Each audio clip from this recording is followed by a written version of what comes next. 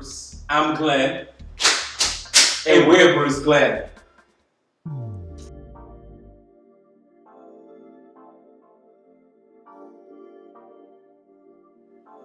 The BruceGlen line started, I guess, in 2006. We were just moving to New York City, and we were talking with our cousin about our dreams to start this amazing collection. At that point, we were interning for House of Darion, and so we were just getting our feet wet in the industry. And we had no money. We were making an intern salary, and we would borrow money from our cousin. Can you give me some food to eat?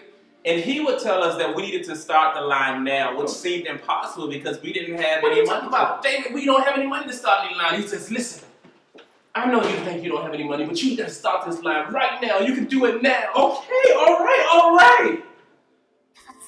And so we wrote a business plan. And in writing the business plan, I think maybe about 3 weeks after we finished, one of our business mentors called us and invited us to participate in a book about young entrepreneurs that she was doing, and she said, what's next for BruceGlen? So we took that business plan that we had started writing and we whipped it out on the table.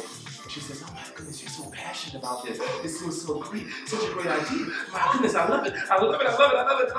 She said, you put this together and we're gonna make this happen. And so our line started and we had a ready-to-wear collection that we launched in 2006 and we sold in stores all around the US. As a brand, and I guess just as people in everyday life, we're really inspired by people in the street. We're inspired by our dream to inspire other people and to be an example of what dreaming can achieve.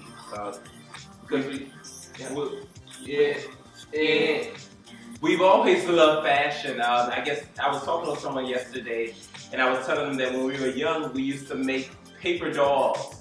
And so we were maybe about 8 or 9 years old and we were making these paper dolls. We didn't think anything of it, you know, we were just making dolls and dressing the girls and stuff, and if she was going to go to the movies. When my mother found those dolls, she said, no paper dolls, no! And she ripped them up, and so then we started to sneak and make paper dolls because we still really like to dress. We didn't necessarily recognize that as a love for fashion until we got older and we realized that we wanted to make clothes and we wanted to make clothes that people would wear.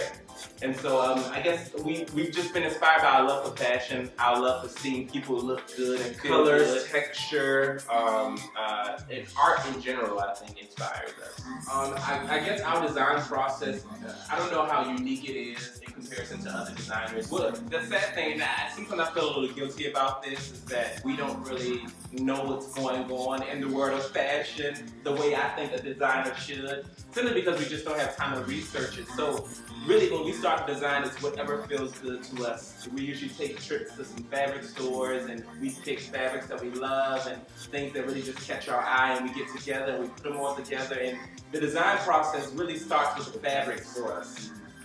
And so we take those fabrics and we mix them together, and Glenn does that usually. He does the merchandising part of it. He brings me this pile of fabrics, so like 5 fabrics grouped together, another 5 fabrics grouped together. He said, create an outfit based on this grouping of fabrics, and create an outfit based on this grouping of fabrics. So I have fabrics for the jacket, for the skirt, for the top, all right here. And we want to create this outfit with just those fabrics. I guess when talking about challenges that we've encountered in our journey, I guess the main one would be finances. I mean, I think it's a brave thing to start a business, to start a new venture, because you have to activate this courage within yourself. A faith, right? You gotta believe in what you can't see. You gotta believe that this thing that's far-fetched sometimes, and that hasn't even begun, it's just in your mind or just in your heart, a dream in your heart, that it's going to manifest and come to fruition. You have to believe that. So I think one of the challenging things for us has just been believing and sticking through, no matter if we don't have the finances, and we don't know what the venue is going to be, and we don't know how we want to get the fabrics this week, and we don't know what we're eating that week, you know? Because God always makes a way, He really does. When we started in 2006, we had to take a short break because we just didn't have the money to keep a full ready-to-wear line going. But it was good because that break we learned a lot of things. We worked for a lot of other big companies where we could make mistakes on their dollar, not ours. We were working for American Rad, which is the juniors brand sold at Macy's, and then we became the chief designers at Sean John and Apple Bottoms, and eventually we launched a line with Trey Songz, and so we learned a lot in the process. After working for those people, we decided that we wanted to restart BruceGlen again. And that's when we had BruceGlen slapstick leather cup. We were slapping everybody. We were slapping them in their mama. There was even newspaper lines that read, "These twins have slapped Beyonce." And so it would get your attention, but they were talking about our slapstick leather cuffs that were leather and exotic skins and Swarovski jewel, and that was sort of our entrance back into BruceGlen and the mainstream. And so really, I guess the challenge has just been to believe, you know, against, you know, impending circumstances, you know, against not seeing necessarily what you want to see, the money or the things that you need to make this thing happen. But then that, again, that's fair. You gotta live and you gotta pay bills. But I guess we're constantly growing. I mean, I think, you know, you're not growing. If you're not growing, you're dead, right? And this whole journey in New York City, 8 years, almost 9 years now, has been, oh my goodness, a roller coaster ride, ups and downs. And we've grown a lot, maturity wise, and as designers, as artists. But I think a lot of it has to do with, you know, having a relationship with God, you know, because, you know, in a lot of instances, you know, you experience things that could get you downright out depressed, you know, or make you want to quit or make you want to stop. But when you have hope, Jesus, when you have a future in front of you and you know what God has promised you, you know that future is secure because of Jesus, you keep going, you keep pressing. And I think that's where the growth comes, when you keep going and you keep pressing, when you don't stay stagnant, when you don't stop.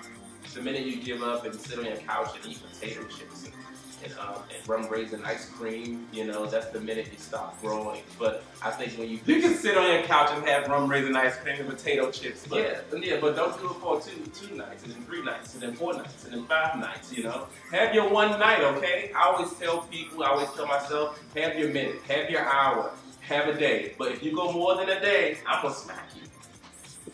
I'm gonna smack myself. And so I think just living life, facing challenges and really facing challenges, not just letting challenges come and slap you around, but arising to the occasion that when you do meet a challenge, you say, you know what, I can get through this. This is just an obstacle. This is just a roadblock that I'm going to either pummel through, I'm going to jump over it, I'm going to find my way around it, I'm going to crawl under it, but I'm going to get past this point. And those have been points of growth. I think the obstacles, the challenges, at each of those points are like checkpoints. Like, okay, you go to another level, you get one up, like Super Mario Bros. You know? We didn't really realize what our brand was until about 3 years ago. We sat with a brand anthropologist, and she does like branding for like a lot of big magazines and stuff. But she took some time out because she was a friend of one of our mentors, and she sat with us, and we had her amazing studio in Dumbo. She's in the same building where Spike Lee has his studio, and so it was. We sat over a cup of coffee and we started talking about our brand, and our idea of our brand was that it was going to be this luxe, elegant brand, and we want to have our name written in the script, and it was kind of boring, you know. And she looked at it, and she said, "It's so boring." And she said, "That's not you guys." She said, "Every time I'm with you guys, I feel like this energy, and you guys are so fun, and you always wear that blanket. You can have a high-end brand, you can sell expensive clothes, but it needs to be fun. It needs to be you, and you need to be able to represent your brand in all of its fullness and not worry about being stuffy or high-end. Just be you." And that moment, she helped us with our logo. She said it was like all red, and it was like this blood red color. And she said, "Split it in half, make the red brighter, put Bruce in another color, put Glenn in another color, do it like this. Wow, that's it. That's your brand. You feel it has a zing." It's got a zing to it. And her phrase or her motto was "Zing your brand." And so she helped us to zing our brand. And from that moment on, really it was like a divine visitation from God through this woman. From that moment on, we had a better sense of who we are as a brand and what we should be putting forth. That we don't have to be like everyone else, but that we could be a brand that's high-end but still full of joy. That when people look at the BruceGlen garments, pocketbooks, bags, shoes, pocketbooks. In the beginning, we designed collections that looked like Marc Jacobs. In the beginning, we designed collections that looked like this person or that person because we were trying to fit into what was going on, or we were trying to be a certain type of brand instead of being our own type of brand. And I think that there's more power in identifying with what your brand is and really living it and really pushing that through than trying to do a copy of something that has already worked, because people identify and recognize, identify with and recognize individuality and newness and freshness, and when you're true to your brand and what your brand is. It's helped us because we've just really taken the limits off. You know, we're not bound by what's going on. We're not bound by the trends. We're not industry standards. We're just doing what we love and what feels good. You know, and we can look at the garment at the end of the day, or the accessory at the end of the day, and smile and be happy with it, and feel like we're putting our best foot forward, and feel like people will feel joy when they have it in their hands, and they feel like it's a piece that they have to buy. Then we're satisfied. I think it was a real big milestone for us, and I think one of our friends at church, he said, you know, I saw the brand from, you know, the slopsticks, and he said, now that I see the clothing, I see like a full picture, and I really understand what your brand is. And I almost started to cry at that moment, because it was more than just about the brand. It was about us understanding who we are, you know, as people, as ministers. We also minister at our church, and in the specific way that God has designed us to be a light in this world and to present ourselves to this world. And God has designed us very specifically, the same way that He designed him or her or you or me, very specifically to shine in a very specific way and to be a light in a specific way. You said specific, but it's individual and it's specific. And then I realized when he said that I had found peace within who I am as a minister and who God has shaped and molded us. I think the three words that we use to describe the BruceGlen brand are joy, fun, and electricity. I think because there's always, I think, this bubbling nature of the brand. And that's what we want people to feel when there's anything involving the brand. When you walk into a BruceGlen store, which is going to happen soon in the name of Jesus, you're going to feel joy, and there's going to be holograms of BruceGlen dancing around a store, and you can dance with a BruceGlen hologram. And the sales associates, they're going to be so joyous, and they're going to make you feel so good. You're going to feel like you're walking into the house of God, let alone a store. You're gonna want to buy everything in there. Even when you look at the garments, we use a lot of mixed fabrics. We use a lot of shine, and that's not just for our spring collection. That's for going forward. And it creates just this electric energy. I feel like. So our spring 2015 line was the relaunch of our ready-to-wear. We're really excited because, you know, we get to show everyone what BruceGlen loves to design, which is beautiful dresses. Beautiful pieces that mesh well together, lots of metallics, lots of jeweling with Swarovski crystals. Shine. We were afforded the opportunity to do this collaboration with Nina Shoes, so we have this beautiful shoe collection that complemented the collection in such a beautiful way, really. Going forward, we're looking forward to more collaborations with other established brands to put a BruceGlen spin on things that they're already doing.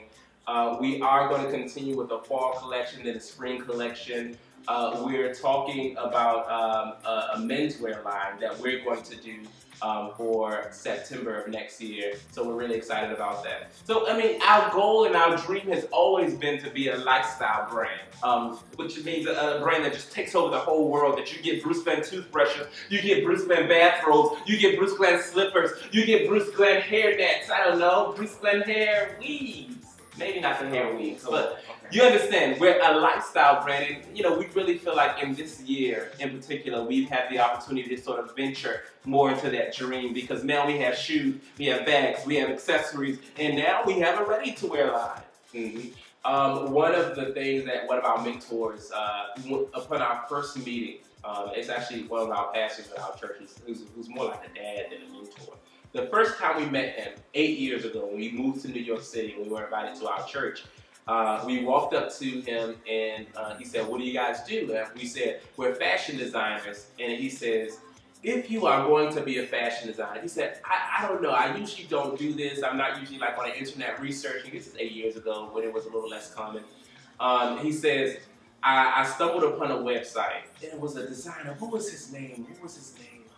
Ralph Lauren. Ralph Lauren. He said, and I was just taken aback at the expanse of his business, that he was available in all these different countries all around the world, and that he had tapped into every single market, you know, that from high end to the very bottom of the bottom, he was selling to everyone, and that there was home lines and swim lines, and you name it, and the polo and Ralph Lauren Black Label, and he said, if you are going to design, have a dream to be like that, to be that big and even bigger, because God wants to do that for his people. And so we've always had that dream that we're going to be a lifestyle brand with different tiers of BruceGlen and into different parts of fashion and in different industries within the fashion realm.